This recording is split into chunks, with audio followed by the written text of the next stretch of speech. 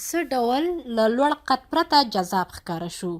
که غواړئ چې د لوړ قد پرته جذاب ښکاره شئ نو لومړی کار دا وکړئ چې د قد په اړه اندېښنې او فکرونه بند کړئ، ځکه خلک ستاسو د قد په اړه دومره فکر نه کوي لکه څومره چې تاسو په اړه اندېښنه کوئ. خپل ځان له نورو خلکو سره مه پرتله کوئ. دا چې هغه شخص له ما لوړ دی تاسو پوهیږئ ممکن نور خلک ستاسو څخه ټیټ وبولي، نو دا فکر مو له ذهنه وباسئ چې خلکو لپاره یوازې ستاسو قد مهم دی. هر انسان یو نه یو نیمګړتیاوې لري او دا د ژوند یو منل شوی حقیقت دی. هغه کسانو ته پام وکړئ چې لوړ قد لري خو حتما یوه بله نیمګړتیا هم لري. یو شمېر ځوانان او نجونې د قد د لوړېدو دوايانې خوري. هغوی د دا خبره په یاد ولري چې هغه دوايانې ټولې غیر رسمي دي. هغه کسان چې د خپل قد په اړه اندېښنه لري نو دې خبرو ته دې پام وکړي.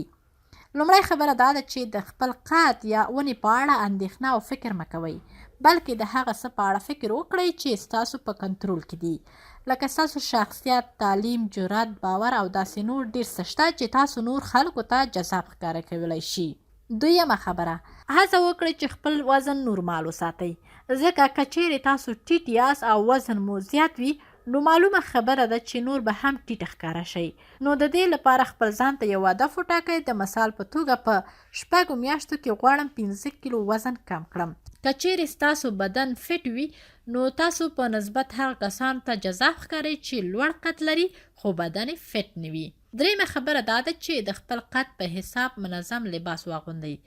یعنی مهمه نه ده چې تاسو هغه لباسونه واغوندئ چې لوړ قد لرونکي پکې جذاب ښکاره کوي. ممکن هغه لباس له هغوی سره ښایسته ښکاري او تاسو سره ښایسته ښکاره نشي، ځکه چې د هغوی په بدن او ستاسو په بدن کې ډیر توپیر شته. د ډیرو پراخو او تنګو کالیو له اغوستو ډډه وکړئ. یعنی هغه لباس ځان ته انتخاب کړئ چې نه ډیر پراخ وي او نه ډیر تنګ وي. د اوږدو ویښتانو له پرېښودو څخه ډډه وکړئ، ځکه له اوږدو ویښتانو سره ستاسو نور هم قد ټیټ ښکاره کیدی شي. څلورمه خبره دا ده چې خوش طبیعته اوسئ، یعنی تل په خپله خوله مسکا ولرئ. د نورو په خوله د مسکا راوستلو لپاره یو څه اخلاقي ټوکې زده کړئ، تر څو د خبرو پر مهال نور خلک در سره د ستړیا احساس ونه کړي.